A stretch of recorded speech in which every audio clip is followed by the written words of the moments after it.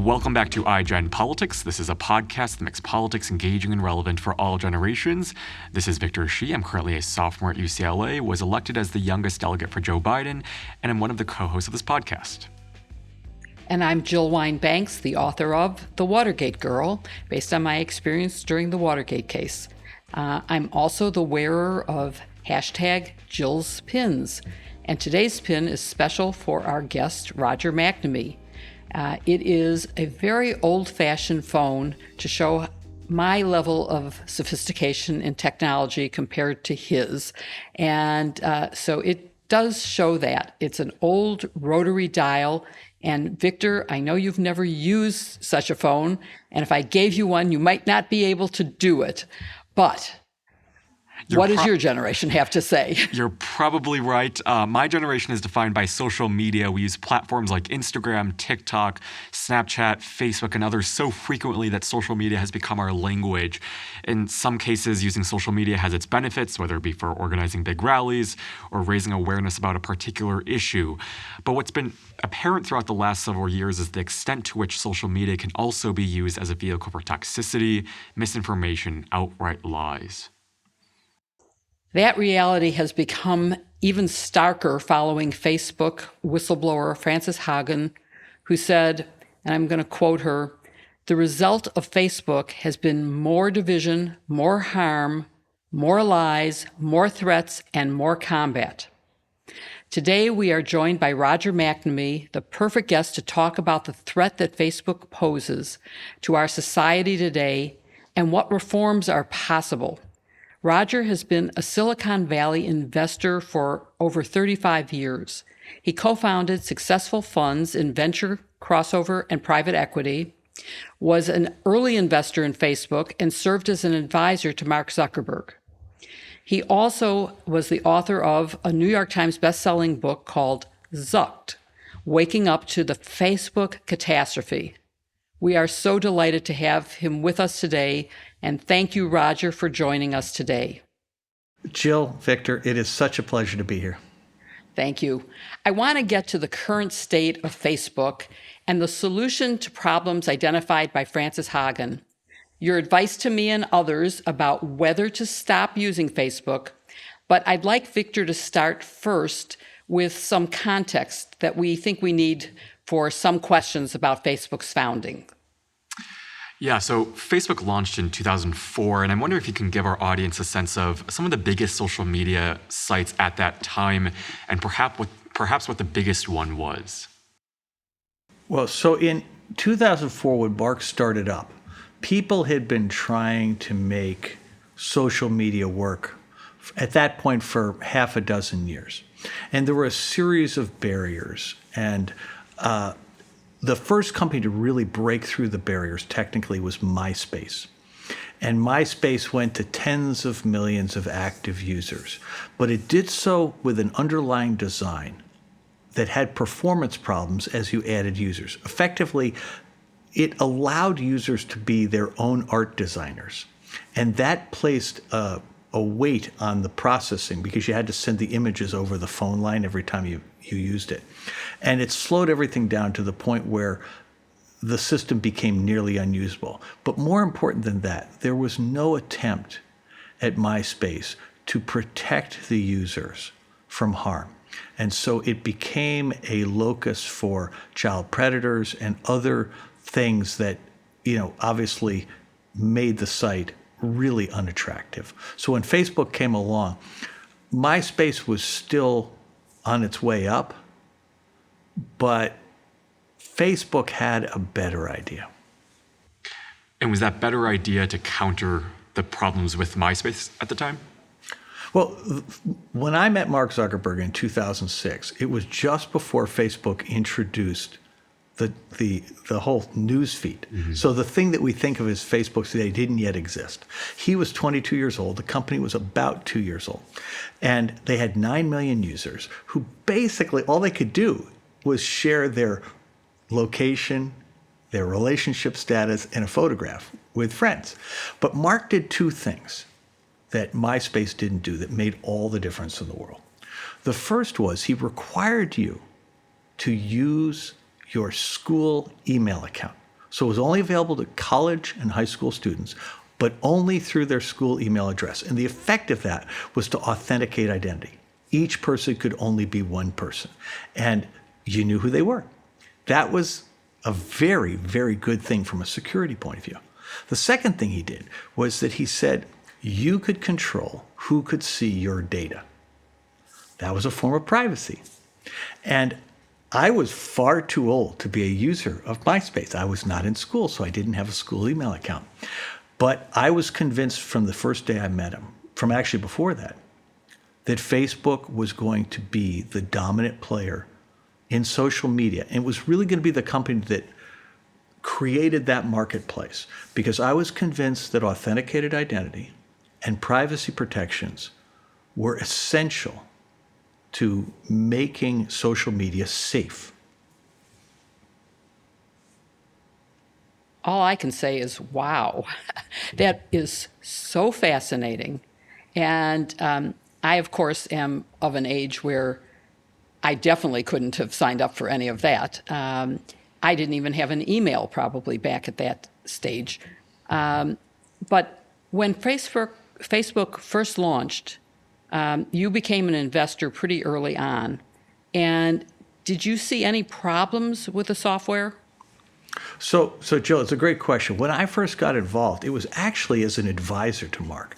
I was introduced by one of the senior executives because the company was facing what was described to me as an existential challenge. And Mark needed to speak to somebody who was really experienced in the tech industry, would be able to keep their mouth shut, and was able to give him an honest set of ideas as opposed to somebody who was biased. But I was not told what the problem was. So the first day I met Mark, again, imagine he walks into my office and he looked just like Mark Zuckerberg. I mean, he had, he had the sandals, he had the skinny jeans, he had the hoodie. He looked just like Mark. Same haircut? Oh yeah, exactly.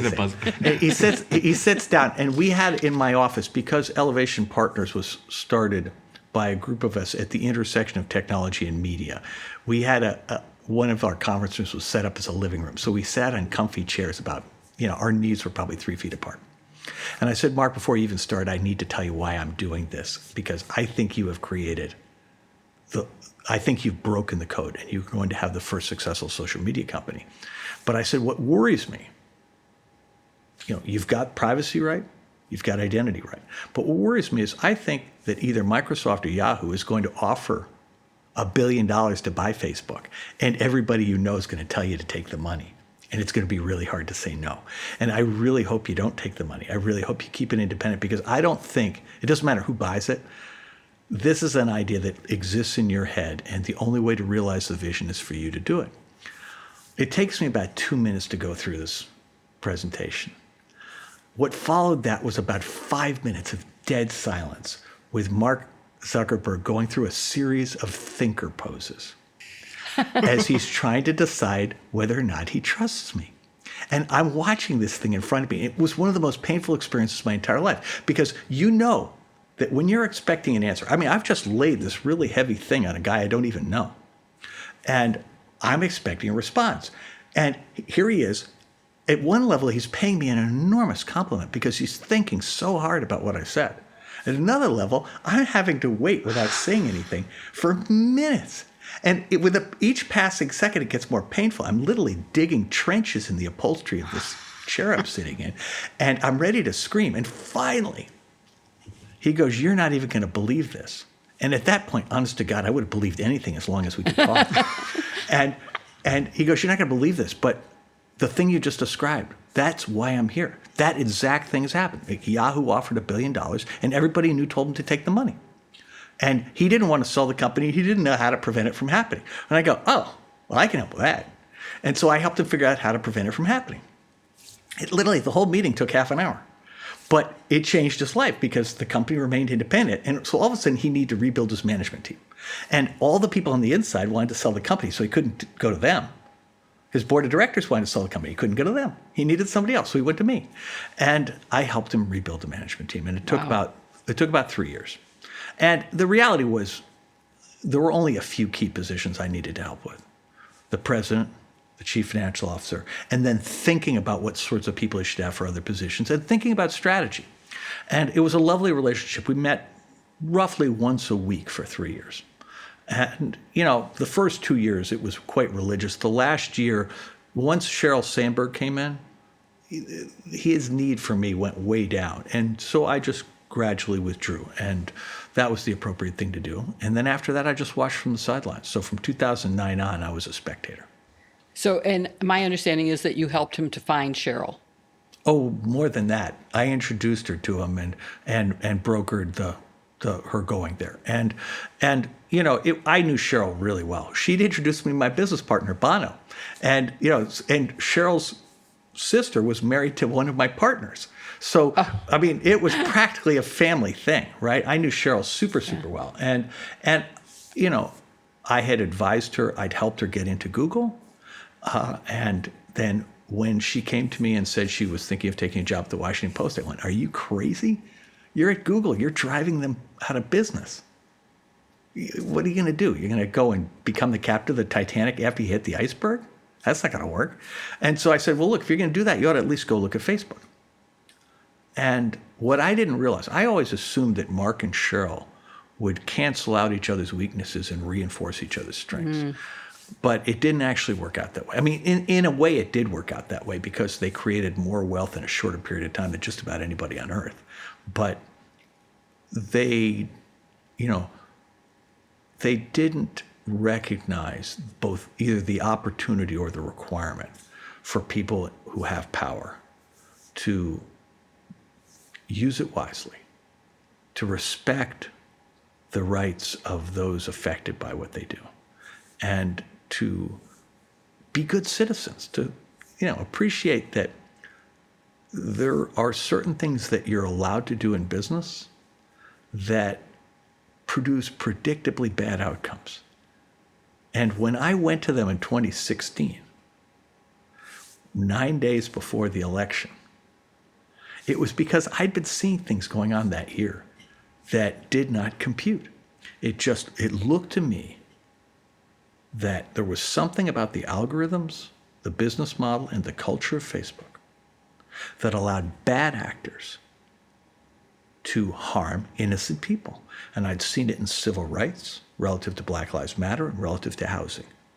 And I saw it in democracy relative to the Brexit referendum in the United Kingdom.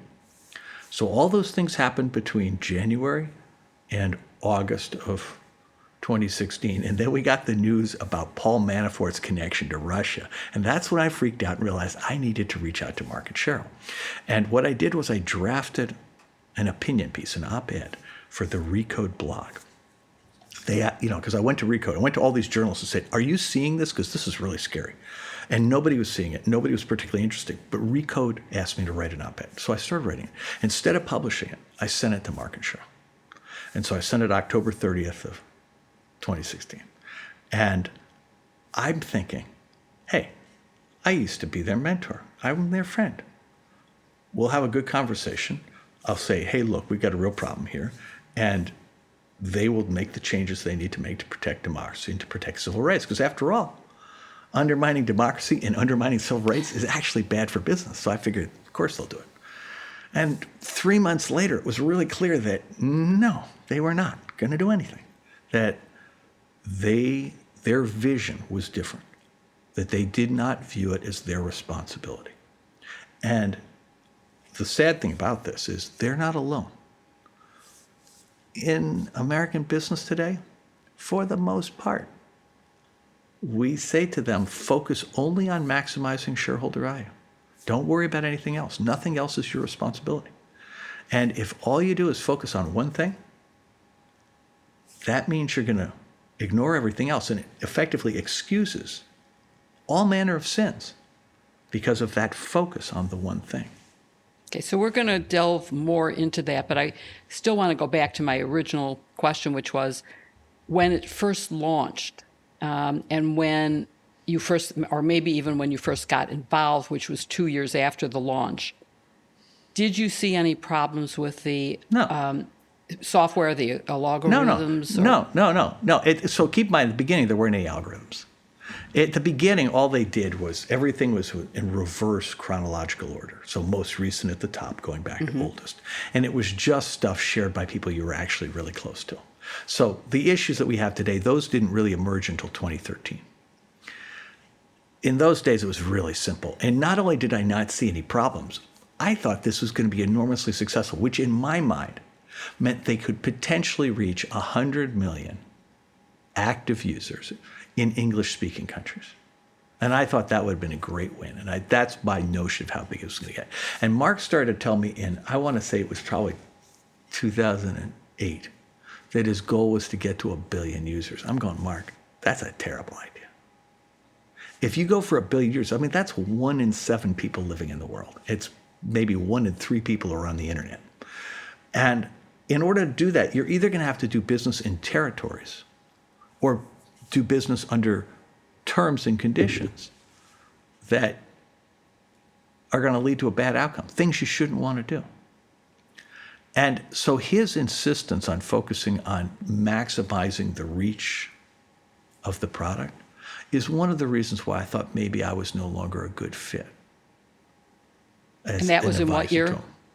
Well, I stopped in 2009. The first conversation was in 2008, and I spent some time trying to talk him out of it unsuccessfully, and then thought, I've reached my sell-by date. This is his company, not mine. And at that point, it still never occurred to me he was going to do harm. And, maybe shame on me, because there were signs elsewhere. There was a company called Zynga that made Farmville.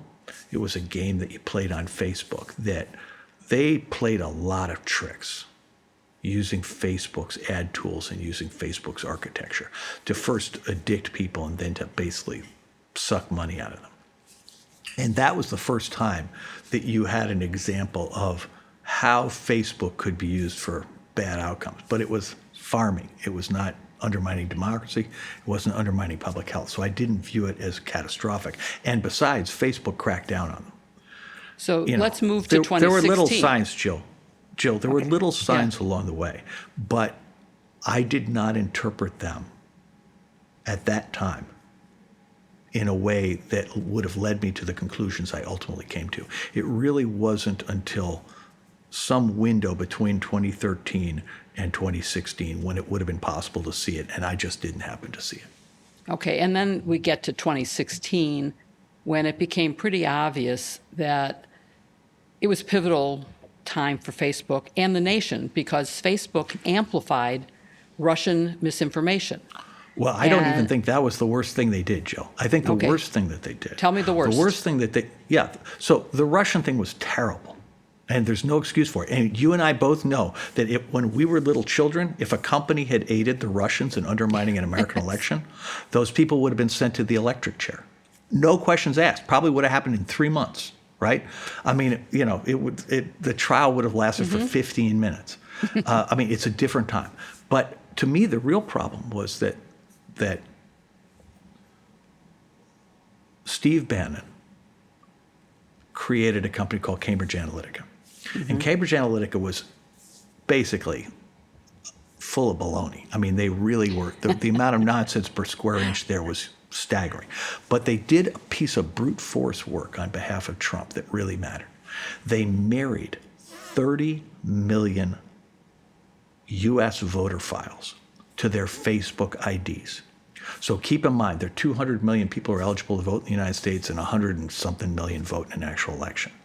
So they married ballpark, 25 or 30% of the likely voters to their Facebook IDs, creating the largest custom audience possible in politics.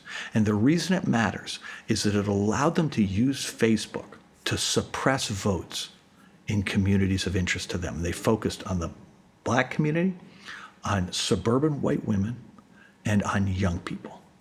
And they were magnificently successful.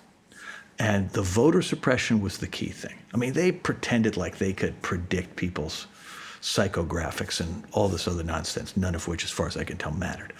but they allowed essentially a weaponization of Facebook that was totally asymmetric, because the Clinton campaign did not take any help from Facebook. Trump took a lot of help from Facebook. And so Facebook wanted to see if this would work, because obviously they perceived it as being great for their business. And they aided and abetted in this very forcefully. And it was just successful enough to help Trump win the election. Because if you look at the votes of people of color, white suburban women, and younger voters in the places that Trump had to win, it's uncanny. With the exception of Pennsylvania, there are these big dips, in people of color. And in some of the key places, white suburban women, and all over the country, young people. Did Cambridge Analytica outsmart Facebook, or was Facebook completely aware of what they were doing? Totally aware of it. Facebook hired the key guy from Cambridge Analytica. Now, of course, they knew what they were doing. Cambridge Analytica, they're a bunch of, they were not brilliant. They were not clever. They were scammers. But they were scammers who aligned themselves with a pile of money. Robert Mercer and Steve Bannon, and people who wanted to shift the American political system far to the right. And the Cambridge Analytica people were just, were willing stooges. If it weren't them, it would have been somebody else. And, there were lots of people trying to do that. There's so much scamming in the political consulting world today that, there's just the money in American politics is so negative and so dangerous. And this is just one example of it. But what it was a revolutionary version of it, because they tried something that nobody had ever tried before. And now Facebook couldn't have done it in 2012, okay? It required some changes in what Facebook did to its ad tools that took place in 2013. So 2016 was the first time, and it was like a sneak attack. And you brought to their attention, you wrote this op-ed and shared it with them. What was their response? So I didn't know about Cambridge Analytica. All I knew was I'm seeing what happened in Brexit, and I'm going, your ad tools are being used to undermine democracy. And then Black Lives Matter and the housing thing, it's really obvious people's civil rights were being undermined because the ad tools allowed you to discriminate. And I went to them and said, guys, there's a moral problem here and there's a business problem. The moral problem is you do not want to be undermining civil rights and democracy, but you're in a trust business. If people think that you're undermining democracy and civil rights, that's going to be bad for you too. So I really think that you need to change the business model, the culture, and the algorithms to, clean the problem up. And their response was, Roger, we've already taken care of it. I mean, it's the same thing you've heard a million times since then. Oh my gosh, we'll do better. And but in my case, they really said two things. One, the things you're talking about are isolated, and we fixed them all. But we value your input because we have a long relationship with you. So we're going to have one of our core deputies work with you to see if there's a real problem. And of course, he strung it out as long as he was, until he thought I was going to lose interest. What he didn't realize was all I was doing was losing my temper, and I decided to become an activist. And so I didn't let it go. Well, and then you founded the Center for Human Technology. Is Well, that a result not of really. this? So no, what happened was that, so in February of 2017, I realized they're not going to do anything. I decided I've got to become an activist. And about a month later, I was co-hosting the technology show on Bloomberg Television. And the guest that day was a guy named Tristan Harris, who had been the design ethicist at Google. And he'd been on 60 Minutes talking about brain hacking. And I'm going, oh my God, here's an ally. Here's somebody else who's got the same mission. Now, he's focused on the addiction part of it, and I was focused on how the business model was being used, but I thought these things were compatible. So I called him up after the show. I interviewed him, and I called him up afterwards. I said, hey, look, do you want to collaborate? And so the first thing we did was, we got him into the TED conference. He gave a TED talk. And then we went to Washington, D.C. and met a bunch of members of the Senate, initially Elizabeth Warren and Mark Warner. Elizabeth Warren, because she was very interested in antitrust, and Mark Warner, because he was the vice chair of the Senate Intelligence Committee that was investigating the election, and they were the only part of the Senate where the two sides would talk to each other. And so that got us started in Washington. But Tristan, we wound up through the end of that year consulting with the House Intelligence Committee for their hearings and with dozens of members of Congress. But Tristan wanted to start the Center for Humane Technology because he wanted to focus on changing the design of technology products so they didn't addict people, which is a super important thing to do, but that wasn't what I'm good at. So we parted ways. I helped him get it started and then went my own way. And, the center is his baby, and, he's done a great job with it.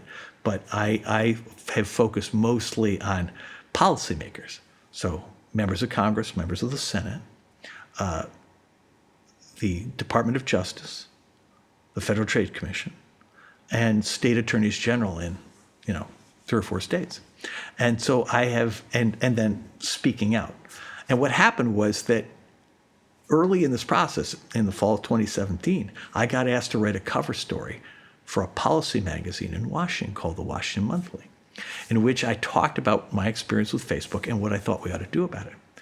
And it happened to land in a couple days after Mark Zuckerberg announced that he was going to fix what was wrong with Facebook as his New Year's resolution, which was interesting because literally the day before, Facebook had said there's nothing to see or nothing to fix. And then he puts out this big thing saying he's going to fix it. And my thing lands a couple days later, giving an actual list of what he ought to do to fix it. And that day it came out, a senior Facebook executive, who's now the chief technology officer, put a tweet up that said, I've been at Facebook since 2006, and all I want to know is who the bleep is Roger McNamee. And a wild thing happened because a couple dozen people in the press decided to find out all at once in January of 2018. And so the next thing you know, I'm on TV all over the place, like, CBS This Morning and MSNBC and Bill Maher. And so Tristan's building the Center for Humane Technology, and I'm doing the policy thing, and it's working great. And we have 2 colleagues, Renee DiResta, who's this genius who is at the Stanford Internet Observatory today, and Sandy Parakilis, who was a Facebook whistleblower, who's now at Apple. And the 4 of us, we were each doing our own thing, but we're working like crazy. And there are all these great academics who are doing tremendously much more detailed work than us, but we're in silos, and their stuff just was not reaching policymakers. And so we were sitting there just waving our arms, just like literally running into rooms with our hair on fire. And it was an insane time because, literally you couldn't predict what we were going to be doing 3 days ahead of time, right? And everything was changing all the time. You just had to be completely flexible. And we think, wow, we're making all this progress. And then Cambridge Analytica hits in March of 2018. And all of a sudden, that scandal blows up, and we're already known. So all of a sudden, we're helping the press digest this thing, and especially helping Congress. And all of a sudden, I'm getting kind of optimistic. And Penguin says, you got to write a book. So I get the contract to write a book, which comes out in February of 2019, so a year later. And the book triggers I was lucky. Got off to a great start. It was a bestseller. It lets me do this giant book tour. I'm pushing all this stuff. Meanwhile, Facebook is just doing what it was doing, right? In 2017, they had ethnic cleansing in Myanmar. 2018, they had terrorism in Christchurch, New Zealand, and in Pittsburgh, right? 2019, the Brazilian election. I mean, they kept going as though none of this mattered. And we're looking at this going, hello, we got to do something about this. This is our company, We can't destroy the world. And it's like, I keep thinking, the employees are going to rebel, right? I mean, ethnic cleansing. You do not want ethnic cleansing happening on your watch. They didn't care. Well, okay, how about terrorism in New Zealand? They didn't care. How about terrorism in Pittsburgh? No, not our problem. And we're sort of looking at it going, wow, this is going to be a lot harder than we thought. And here we are. It's 2021. I've now been at it for 5 years. And we're pretty much in the same place we were. Now, people know it much better than they did then. And Congress is beginning to turn its wheels. I think Congress has finally maybe caught on. Okay, but hang on, Jill. In between, we've had a pandemic. which Yes. Facebook made much worse. And we had an insurrection where they helped to radicalize maybe 2 million people into QAnon, and then provided the infrastructure for organizing Stop the Steal and the insurrection itself. I mean, it's like things have gotten a lot worse. Now, we now have a whistleblower. We have a bunch of things that give us more hope. But wow, it's been a tough 5 years for America. I will say that for any of our audience who's watched The Social Dilemma, Tristan Harris was one of the main characters in that show, and it was a disturbing show. But I want to move back to 2020 because 4 years later, the week before the 2020 election, Facebook removed all political-related ads the week before Election Day and suspended Russian accounts. I'm wondering what you think those measures had on the impact on the election. I think it had almost no effect at all, that all the harm had taken place already. So the thing to understand is that Facebook has a very clear vision of its mission, which is to connect the whole world on one giant network with no internal walls. And it believes that because it is of the same scale as a nation, right? There are more active users of Facebook than there are believers in Christianity. There are more, it's roughly equivalent to 2 Chinas, right? So it's really big. And so they look at it like, we're a country, you can't tell us what to do. And so in 2018, in response to Cambridge Analytica and the continuing concern about 2016 election, they put forward a proposal saying, well, we're going to make more meaningful social interaction on Facebook to protect democracy. So we're going to downrank journalism and uprank friends and family. Well, if you knew anything about the product, that was obviously going to make everything much, much worse. Basically, it was going to make Facebook much more profitable, but it was going to result in far more hate speech, far more disinformation, and far more conspiracy theories, because friends and family are the primary distribution vectors for that. So that was really incredibly obvious. And so when Facebook waited until the last minute in 2020 to do something about election disinformation, it was the same kind of thing, where they waited until they'd gotten all the economic benefits of the election and then did something so trivial that it wouldn't piss anybody off. And then the minute the election was over, they shut down the group that was there to protect the election. And so Stop the Steal went bananas after the election because the people, this Facebook whistleblower, Frances Haugen, was the head of the group that was responsible for political integrity related to that stuff. And they shut down her group and all the related groups. And they did so immediately after the election. And the result was that election denial ran rampant on Facebook, and they built a huge business supporting things like Stop the Steal and all the scams that built up around it. Mm-hmm. And again, in American industry, we operate with very few rules these days and almost no enforcement of the rules that exist. And if we're going to let companies operate that way, you have to expect that some of them are going to abuse it. And if you tell them that their only job is to maximize shareholder value, they're going to have a pretty good argument for why they did it. And that's really what we're dealing with here, right? I mean, this is a way bigger problem than just Facebook. Facebook right now, because Facebook did something we'd never had before. One network, 3 billion people, no walls. The effect of that is that ideas that previously were confined to the edges of the conversation had access to the mainstream. The business model, because it was built around attention, meant that Facebook would use algorithms to amplify things that grab people's attention. And hate speech, conspiracy theories, and disinformation were at the top of that list because it was really effective. And so the algorithms would naturally promote that stuff because people reacted to it. And in doing that, they took things like white supremacy, anti-vax, from the edges of society and pushed them into the mainstream. And that was a great business for them. Now, they could have stopped it. They stopped pornography early on, and they could have stopped scams. But for business reasons, they said, no, there's nobody here to tell us not to do scams. There's nobody watching. And it's a great business. Because Facebook did something that had never happened in marketing before. They created a product that gave them access to the inner self for their users. Because all your friends and family were on there, people shared things they'd never shared before. And the result of which was Facebook got access to stuff that people would normally hide. And that stuff was valuable to all marketers, but it was gold to scammers.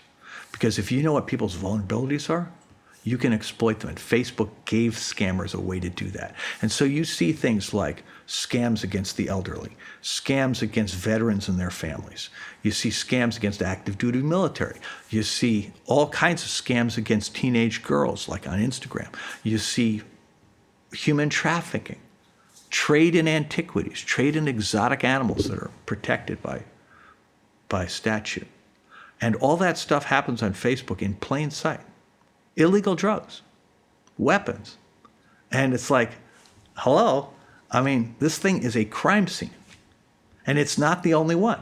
I mean, there are analogous things going on YouTube and, not the whole package, but pieces of it happen on YouTube, pieces of it happen in Google search, pieces of it happen in TikTok, pieces of it are happening all over the place.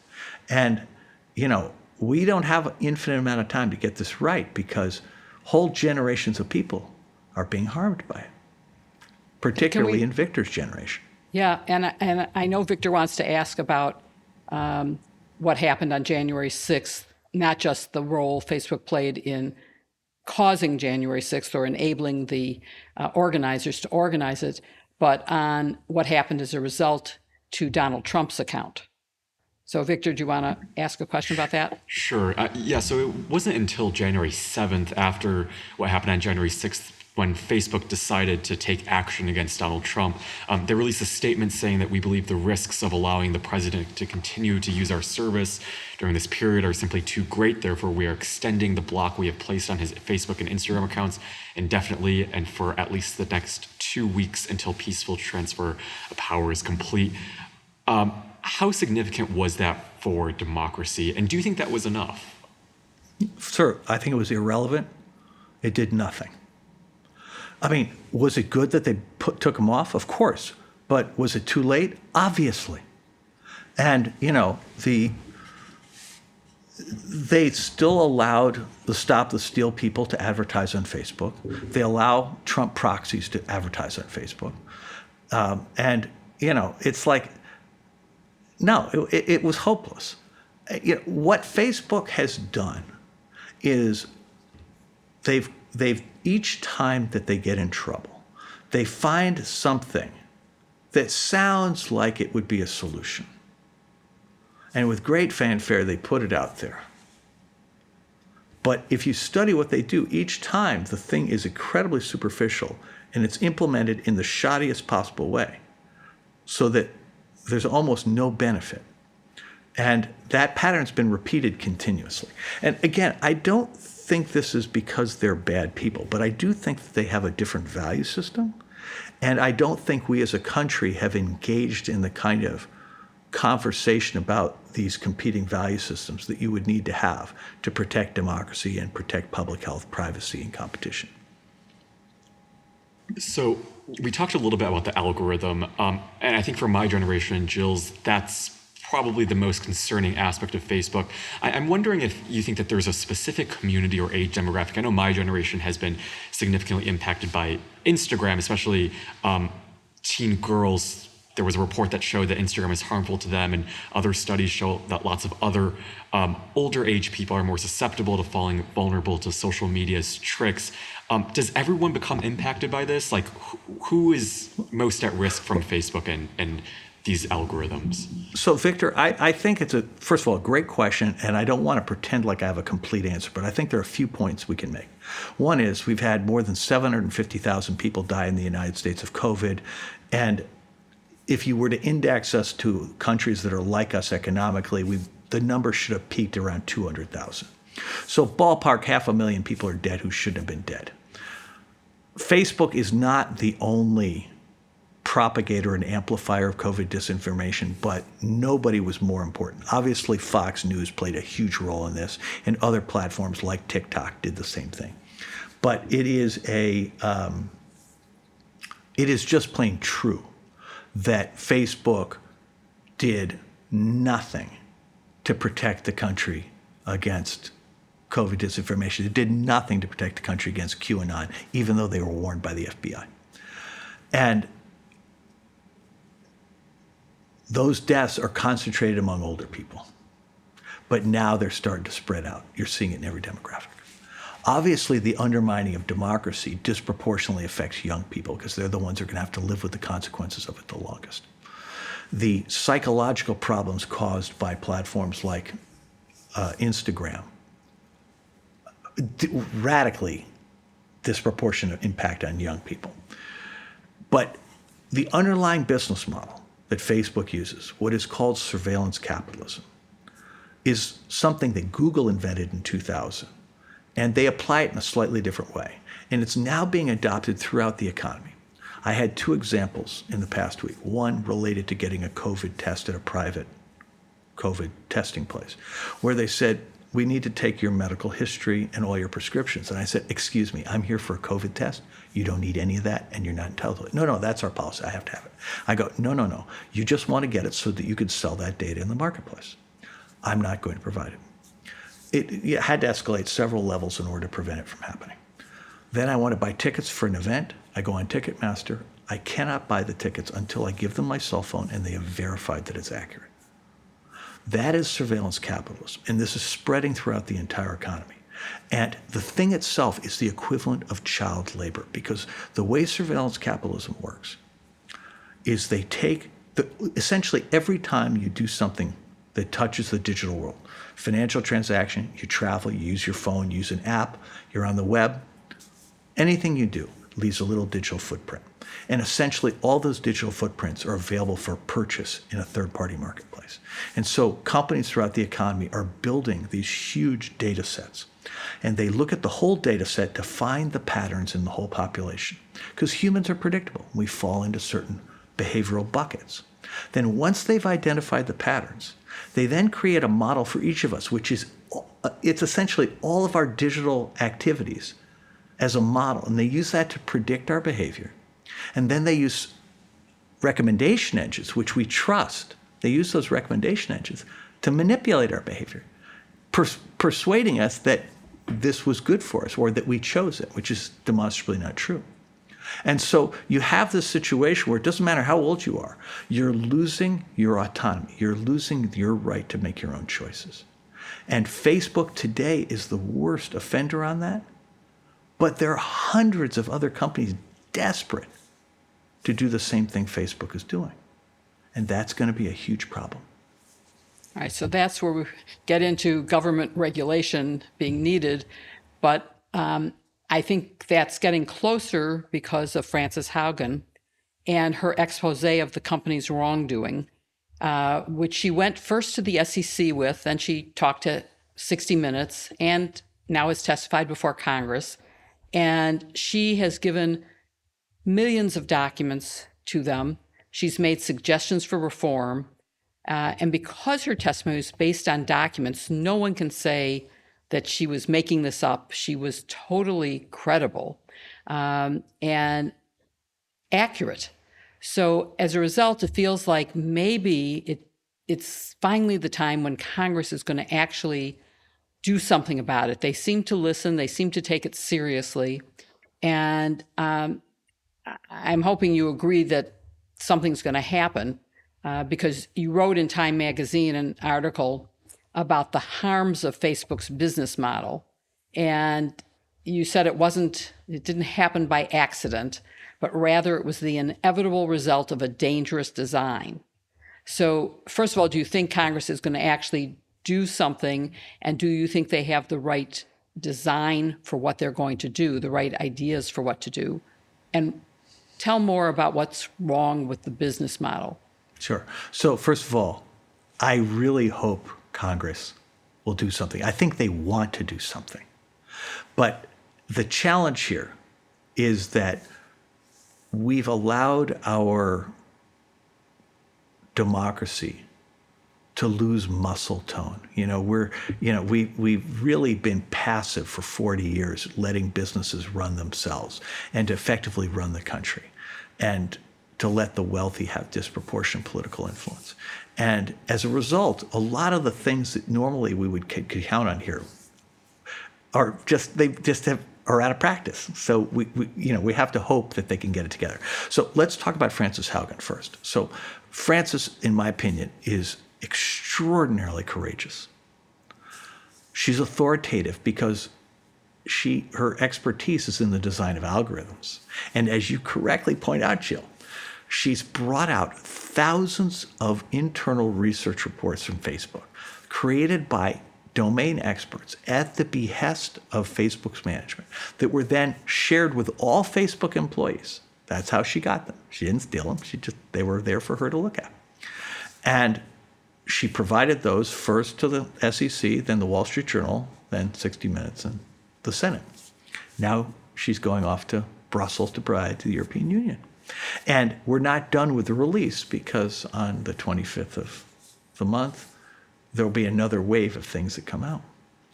And I really admire Frances. I think she is brilliant, and she's extraordinarily articulate. She was so convincing. So Congress, I think, sits there and goes, they've been hearing from people like me for 5 years. But Frances, as you say, she changed the game because she brought out evidence, not only of the problems, but explicit evidence of Facebook's management saying, we don't care. We're going to prioritize profits over people every time. And that meant relative to undermining the psychology of teenage girls, human trafficking, COVID disinformation. I mean, the stuff is so damning. And so I do think the government, by the way, it's not just Congress. We also need the SEC, the Department of Justice, to bring the machinery of criminal law to bear. Because what this exposed, human trafficking is a felony. The Texas Attorney General has an investigation going that the feds should take over of price fixing between Google and Facebook. That is a felony. Aiding and abetting an insurrection is a felony. There is a case in Delaware, 6 state and union pension plans against Facebook for insider trading. That is a felony, right? And that's based on Cambridge Analytica. And so we do need the criminal justice system to weigh in here, because there are real things, and that will buy us time. Because let's face it, Congress is not going to be, it's not a 100-yard dash. Congress is a marathon. And so it's going to take a while to get laws through. And we need them in 3 areas. And I've talked to Frances Haugen about this because, her experience inside Facebook is unbelievably important. But the challenges we face are systemic. And we need to think about them beyond Facebook. So we need to think about safety. We need to think about privacy. And we need to think about competition. We need new legislation in all 3 areas. And the great thing is we have models. If you go back to the 1870s, the building trades were unsafe, and cities would catch fire and burn to the ground. We created building codes to make cities safe, to make the building trades safe. And they all protested because it was going to ruin their business, but it turned out it didn't. It actually made everything work better because the cities didn't burn to the ground. We had a similar thing with food at the turn of the 20th century. Our food supply was unsafe. Upton Sinclair became famous for talking about this. We passed food rules that make it safe. The industry protested it would drive them out of business. It didn't. Then you had the FDA created to protect people from bad drugs. And then you had all the environmental laws because the chemical industry was dumping toxic waste. We've solved problems that look just like this, and tech is in that same place. It creates these incredible products, this incredible technology. I mean, there's so many good things about Facebook. If we could just get rid of the bad things, it would be amazing. The problem is the bad things are where the profit comes from. And so Facebook fights that like crazy. And the safety thing is to say, look, we need something like an FDA that looks at every new technology. And I think if you had one that was up and running today, they would look at facial recognition. They would look at deep fakes. and say there is no legitimate commercial use for each of those things. And if you want to create a legitimate commercial use, you're going to have to go through a thing like an FDA test with a very specific use case, and you're only going to be able to do that. And then they look at things like Facebook and YouTube and Instagram and TikTok and go, hey, wait a minute, you guys are really dangerous. You need to make the following changes if you want to continue to operate. And we apply that to the whole tech sector. I think that would be a really good idea. So you apply it to Bitcoin and cryptocurrencies and everything. The second thing you need is privacy, because this country was founded on democracy and self-determination. And the problem is that if you do surveillance capitalism, when you're gathering all this data, you're predicting people's behavior and manipulating, you're taking away their self-determination. And in that process, you've done something that is literally the equivalent of child labor. Because what was child labor? It was about taking children who had no choice, who were controlled by adults, and forcing them to work, taking away their human autonomy. And that's what surveillance capitalism is. I believe it should be banned the same way that child labor was banned. But if you can't get people to do that, at least ban the third-party use of location, health, financial, app usage, and web browsing data. Because you have to do that, or people they just don't control their lives. And then lastly, you need to have new competition laws that reflect what's changed in the 21st century from previously. Right now our antitrust laws are about breaking companies up that were industrial. Well, we need a different way of thinking about it. We need to prevent things from coming together first, then we need to get rid of anti-competitive behavior. And then when we're done with all that, maybe we'll break some things up, but that's not the top priority. And the thing is, that's what we have to get Congress to do. They get the antitrust part. They absolutely get the antitrust part, particularly in the House of Representatives. Really thoughtful people there. There is a rapidly growing understanding of the safety issue and a lot of confusion about what you do about privacy. And so people like me are working, like Francis, are working to try to help them through all those issues. Well, this is one of the most important things that anyone could do. You didn't compare it to big tobacco, but I've heard that I think it's a bad major comparison. I think it's a bad analogy. And the reason I think it's a bad analogy is twofold. The first is that the issues with tobacco are horrible, and the industry behaved really badly. And addiction is a factor here, but it's not the core factor. And really importantly, when people got addicted to tobacco, 20% of the people died after 30 or 40 years. In this particular case, ballpark 500,000 people died in the last year, right? I mean, it has literally caused life expectancy in the U.S. to decline for the first time since the First World War. And, I'm sorry, but this is qualitatively different. And the tobacco metaphor, as convenient as it is, minimizes the harm. I mean, tobacco never threatened democracy. It really never did. It never undermined a pandemic response. And, this is so much worse. And we just need to be smart. This is like tobacco, the chemical industry, the bad food industry, and the bad building trades all rolled into one. So that takes us back to the business model, which is, as you pointed out, Mark Zuckerberg claims that his role is to maximize shareholder value. And you wrote in Time magazine, as with the phrase, "I'm just following orders," a single-minded focus on profits and shareholder value can be deployed to justify all manner of sins.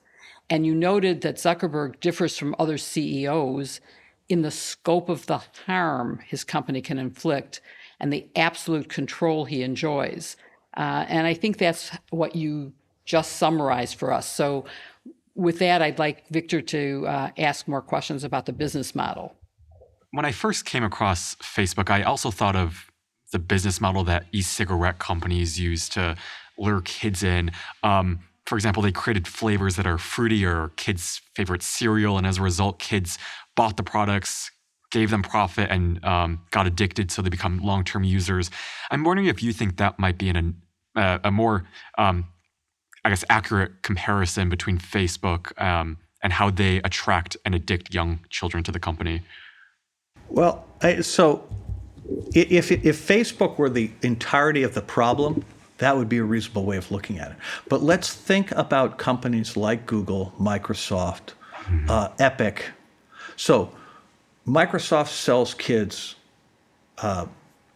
Minecraft. What, third grade? Google sells Chromebooks, third or fourth grade? When do kids start playing Fortnite? Third or fourth grade?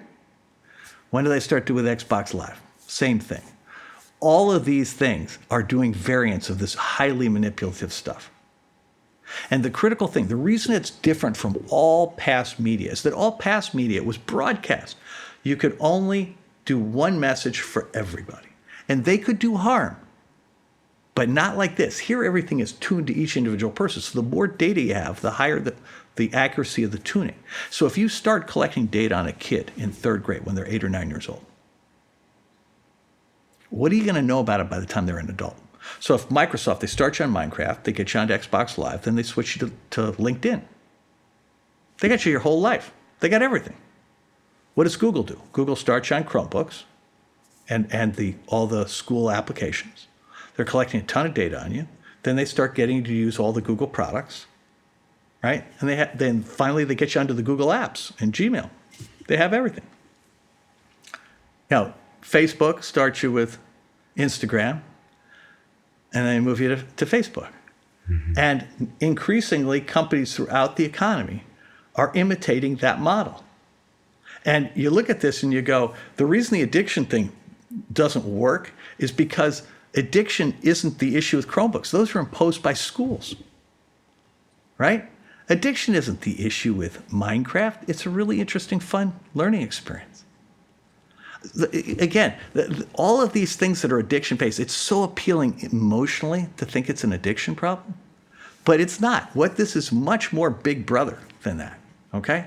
And you know, my thought process to you is, you know, whatever makes you feel motivated to act, I'm okay with. If you actually want to know what's going on, it's way bigger than that. And it only worked because Google had this insight in roughly 2000 that computer power was reaching a point where you could process essentially all the data in the world. So that what they should do is collect all the data in the world, and their notion was that they were going to lay claim to data wherever it was. So they would drive a car up and down your street called Google Street View, take a picture of your house, your dog, and your kids, and claim they owned it. They would do it the same thing from the satellite, and take a picture of your house from the top, claim they owned it. Right, there's a story in San Francisco right now where literally 50 to 75 Waymo cars, you know, which are self-driving cars, are all going down the same dead-end street and doing 3-point turns at the end and coming out of the street. And they're doing this all day long, every day. Well, this is Google taking over a street in San Francisco and claiming, well, they own it, and they're going to use it as a test track for their cars to practice 3-point turns. And the people who live on the street have no voice in this. They do the same thing with Google Maps. It's like you get in Google Maps and you think it's giving you good advice. No, Google's playing God with traffic. They're sitting there and saying, you know, we're going to load balance across the whole system. And today, it's your turn to take the long route. So we're going to tell you today's route to drive is longer than normal. We're taking away from you the right to make your own choice. And we're doing it in the interest of this broader thing that we control. And my response is, are we better off or worse off? It depends on how you feel about efficiency versus self-determination. It is what they're doing is more efficient, but at some point it runs up against your right to make your own choices. And we have been surrendering ever more important decisions to these companies. And it's getting worse because technologies like artificial intelligence, in their current unregulated, unpatrolled way, are being used to undermine our independence, and we do not have a voice. And I would like to suggest that that's a bad thing. Okay? Now, all I want to do is have a conversation about it. You don't have to believe me. I just want you to imagine, for the sake of, you know, a thought experiment, what if what I'm saying is true?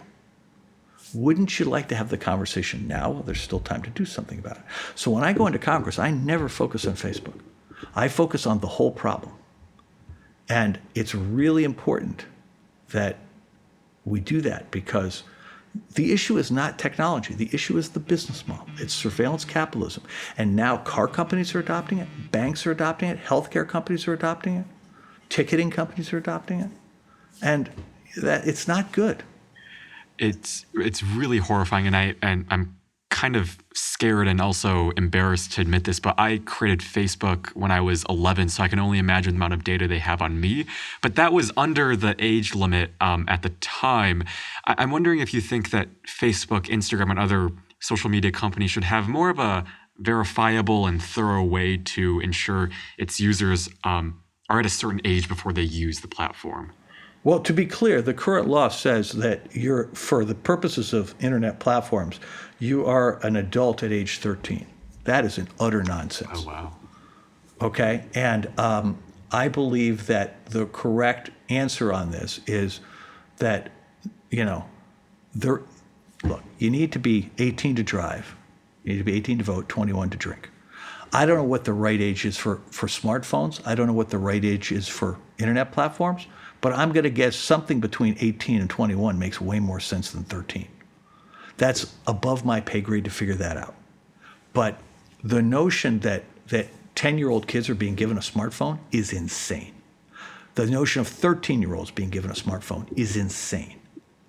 The idea that video game platforms are allowed to do the things with data that they do is insane. And look, if it doesn't stop, we're going to live in a world where systems that are opaque to us, over which we have no control, are making all the important life decisions for us. It will choose where you go to college. It will choose where you can live. It will choose what kind of things you can buy, what kind of job you can have. And every time you delegate something to AI, you have to remember all these systems have huge bias built into them because there is no incentive to prevent that from happening. And, again, it's a different value system at play. Efficiency competing against democracy and self-determination. And in that battle, efficiency has an evolutionary advantage because democracy and self-determination are inefficient by design. They're designed to operate at human timescales. And so they're designed to be slow and to let people make choices and deliberate. Google So goes, unlike Victor, we don't have time for that. Unlike Victor, this is where our intergenerational aspects of the show come into play. I'm very new to Facebook and to social media in general. I only created my account because of MSNBC and because of my book, and I use it only to post things about my television appearances, my book appearances, or speeches, and sometimes articles that I think my followers might be interested in. I don't use it for any personal information, although you've just mentioned LinkedIn, and there they have me. It doesn't matter. Every time you use a credit card, every time you use an ATM card, every time you get a bank loan, every time you use your cell phone, every time you use an app, every time you browse on the web, every time you get a medical prescription or a medical test, that data is available to everybody. It doesn't matter what you do on smartphones. It doesn't matter, what you do on internet platforms. It just doesn't matter. I mean, yes, they're going to manipulate you directly, but the notion that somehow by not being on internet platforms that you're safe from this is crazy. Think about this. If you were a police officer at the Capitol on January 6th, or you were a member of Congress, were you safe if you weren't on Facebook? No, because these people have been manipulated and they attacked you, right? I mean, the problem here is this is society-wide now. Okay, I understand that. Control. I understand that, but I don't understand how they're getting information I'm not posting. How are they getting that They buy legally? They buy it. Their data brokers will sell them everything. But why does Facebook want it? If they have to buy it, they aren't selling what they already own, so it's costing them money. No, it doesn't work that way. So their assumption is eventually you'll be on the system and eventually you'll be able to do something with it. But they construct shadow profiles for everybody, even people who don't have accounts. And Google does the same thing. And the point is, it may not be on Facebook where you're affected directly. It'll be somewhere else. But at the end of the day, somebody who has become manipulated on Facebook can harm you, and you completely have no control over that.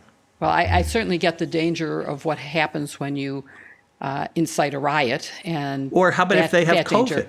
How about if somebody Yeah. says, I don't believe in COVID, I don't believe in masks, and they insist on getting in your face when they're symptomatic?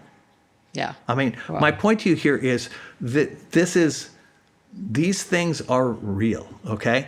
And all I'm asking you is, let's have the debate. Let's decide what we're going to do. Let's engage with the actual facts. Instead of imagining that you're okay if you're not on the platforms, let's face the real fact, which is if you got rid of Facebook and Google tomorrow, surveillance capitalism would still be a problem. It would be a problem Okay. in a million other ways. So I want to lead up to what is my final question. But so let me ask you a few steps along the way. And that is help me understand the danger that I might pose by being on Facebook. Does it help Facebook stay alive just because I'm registered on their site? It makes them more profitable. And I don't mean me particularly, I mean every person who signs up for Facebook. Does that help them stay alive and enhance the danger they pose? So individually, there's nothing that we do that makes any difference. The question is, if we could get everybody to quit at once, that would have a huge impact. If you could get half the people to quit or a quarter of the people to quit, that would have an impact. But Facebook provides a unique service to advertisers. And, if 100 million people quit today, it wouldn't make any difference. Okay, so that raises another question, which is, as I have been debating what I'm going to do about staying on Facebook, I've had people respond on Twitter and to me saying, well, I'm there because I have foreign members of my family who don't speak Yeah, English, and that's they right. provide a translation service. I'm on there because it helps me to raise money for charities, or because I have a particular interest in knitting Yeah. or painting or something, and there are groups that form on Facebook for this. And small businesses say, it's the cheapest, best way that I can reach out and get people to know about my services. So All assuming of that those these things are things are true. demonstrably true. No, Okay, hang so on. then what are All the those things- alternative platforms? What There are can none. they do? That's why we need competition laws, because it is a monopoly. You saw what happened when they went out twice the week that Frances Haugen came out, right? Yes. All of those companies, all of those activists, all of those people with family members in other parts of the world, they were all lost their access completely. No, this is the problem. If Facebook didn't have surveillance capitalism, it would be pure and unadulterated joy. Right? There's so many good things.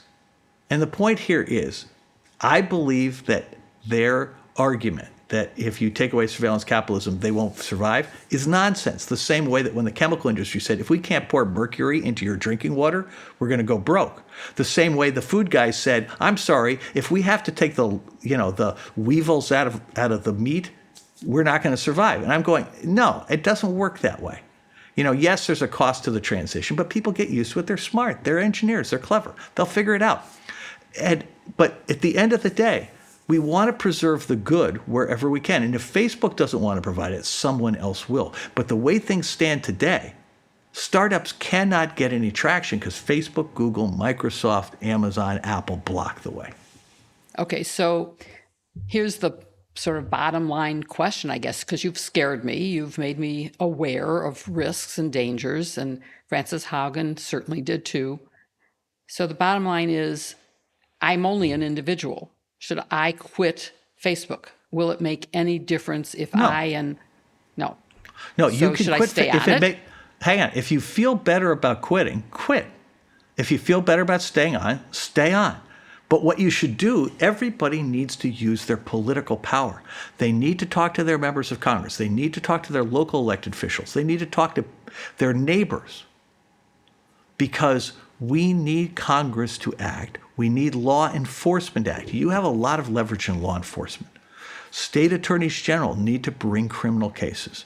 The Department of Justice and the SEC need to bring criminal cases because these guys have paid no attention to where the legal lines are. And as a result, they've done a lot of things that require an investigation. And those investigations may lead to felony indictments and prosecutions. And we need to go through that exercise. Because if your rule is that the law doesn't apply to rich people, that's when we're done. Okay? And we live at a time when a lot of people believe the law doesn't apply to rich people. So this would be an excellent time to prove that they're wrong. And that, I hope Jill, you're right. that is your area, okay? And, Victor, I don't know what the one is that you're going to focus on, but I would want to see somebody organize the equivalent of March for Our Lives or Moms Demand Action among young people to protect themselves from the tyranny of constant surveillance. I mean, if you've been surveilled since you're 9 years old, they should be legally required to erase all of that data and all the models they created from it. And you have that power. It's just that in the United States, we've forgotten that the government is us, and it's up to us to make these changes. And all I'm trying to do is lead by example. And again, I'm not in a fight against Facebook. I'm in a fight against surveillance capitalism. I'm in a fight against this monomaniacal focus on maximizing shareholder value at the expense of everybody else. And, so far it's, until a couple of weeks ago, it wasn't going that well. Now it's doing better. But if we all pull out this together, it'll go very quickly, because Congress and the legal system want to act, but they aren't feeling enough pressure from people on the outside. Well, you are a man with a mission, and you certainly have the background and knowledge to hopefully accomplish your goal of protecting us all from this. And well, I'd like you to all protect yourselves too, okay? Yes. It'll work a lot better if we're all arm in arm Yeah. and doing this together, okay? And, because this is, one of the things that I'm most proud of is being involved in Stop Hate for Profit as an advisor to the NAACP, Color of Change, the Anti-Defamation League, Common Sense Media, and the Free Press, because civil rights organizations have been at the forefront of this fight. I'm proud to be the partner of Maria Ressa and Carol Cadwalader in the Real Facebook Oversight Board. Maria's just been awarded the Nobel Peace Prize, and she has been at the forefront of this fight. And, we all have a role to play. And I just want to invite people to join. I hope that they will read your book and that they will contact you through whatever means they can to find out how they can help you to win this Call battle. your member of Congress. That is all you need to do. If everybody called their member of Congress tonight, we'd get a bill within a couple of weeks. I mean, because if you got 200 million people, let's just assume 200 million people are watching the show. If they all called right now, it would change everything. I'm going to send my representative a copy of this podcast and Thank you. ask her to please pay attention. Who is your member of Congress? Jan Chakowski. Okay, so Jan's a really fabulous. good friend. Jan's the perfect person because she's the chairman of the Consumer Protection Subcommittee of House Energy and Commerce. She has more leverage to fix this than almost anybody because both safety and privacy are under her purview.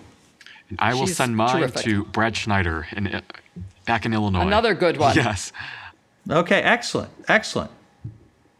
Well, I've really enjoyed being on with you guys. This is, you're asking fantastic questions. This is, at some level, the nuances of this are very detailed, but the big level picture of this is not complicated. This is powerful, rich people imposing their will on everybody else. Whose side do you want to be on? Them or Well, we everybody have else? a lot more questions, so we're going to have you back for It would be my another pleasure. session of this. It would be my we pleasure. enjoyed it very much. We hope our audience did too.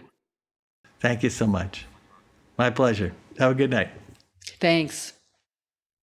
So, Victor, that was, to me, one of the most interesting episodes we've ever had. I learned so much, and I have a much better picture of what the dangers of Facebook are and what its advantages and good points are. Although I still don't really have a question answered, which is, should I stay or should I go? And many people have urged me to go. And Roger was sort of like, well, unless you and millions of others go, it's not going to make any difference. So what do you think? It's really a difficult question. And I think for young people especially, it's so hard for us to leave social media. So I think, like Roger said, it's probably insignificant if just I or my friends and we left Facebook. But I think what he said at the end and throughout the conversation is extremely important as just our role as people in our democracy, as voters, as active participants in our democracy, I think it's important for all of us to know that we all have a role to play, electing people who will reform this issue, contacting our members of Congress. I think all of us have an important role to play. And I think, like Roger said, Facebook and Instagram, I'm still a firm believer that there are some benefits to it. I am, right after the George Floyd protests last summer, I just remember my generation using social media platforms as a tool for raising awareness about these subjects. It's really can be used in a good way. And I think as long as we kind of stick true to that belief, knowing that we can use social media in a good way while also staying vigilant, making sure that we use our voices to call our elected officials, get them to act on this issue. I hope that's enough, but it's also, like he said, it's a really scary landscape knowing, like I said in the conversation, I got on when I was 11, and to know that they might have half of my age of information and data is just horrifying. And so I don't know. Like it's good, but like you said, it's also bad. And so I think that's the question we all have to grapple with. But perhaps in the short term, what we can all do is call our elected officials and get our voices heard. There's one other thing I think we can do, and no, Roger didn't mention this tonight, but it's something you and I have talked about, which is honing your critical thinking skills. Mm-hmm. Because you can't be manipulated if you understand and if you think through what the information you're getting is. Right. And just like we've said about all the misinformation that Facebook is promulgating, or at least allowing to be transmitted to us, if you look at it and you go, it's either too good or too bad to be true, it probably is. So start thinking about it. Use your critical thinking skills. And you mentioned the word scary, and I just want to mention one article that I just saw recently, which was about the on-air murder of a CBS reporter who was literally executed on air while she was doing a reporting, and her family is being traumatized by the constant repeating of that video. And it seems to me that that's something that Facebook should absolutely prohibit. Her family is terrified, horrified, distraught every time they see it. And it shouldn't be available. So that's something that seems to me Congress should pass some law right away to stop at least that.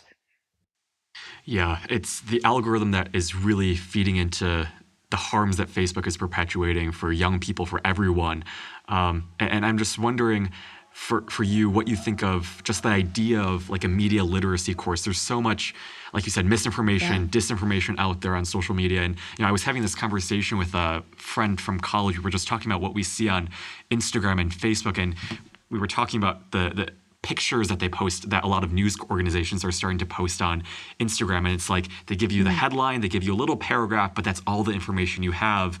And so as users, we kind of stop there.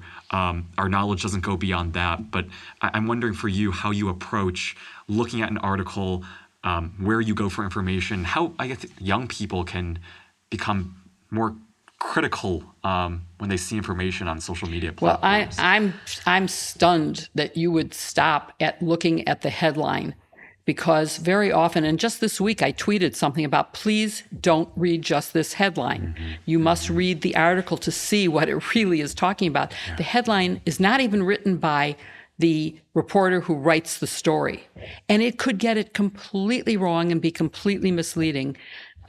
Because of my job of having to do commentary, I don't even read, not only don't I read just the headline, I don't read just the article. I read it online and I click on all the links within it. So if someone is indicted, I don't read the news reporter's summary of the indictment. I read the indictment. I need to know that level of detail so that when I go on air, people can believe that I know what I'm talking about. And I would say the same is true for any issue you care about, whether it's climate change, whether it's civil rights, whatever your issue is, you really need to be informed and knowledgeable, and you cannot take news from any social media platform, even from the most reliable mainstream media.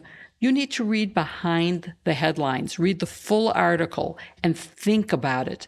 Learn to do that, and we'll be in much better shape. I hope everyone enjoyed this episode as much as I did, and that you will all come back to watch us or listen to us, whichever you're looking at, whether it's YouTube or on a podcast, that you'll join us again next week.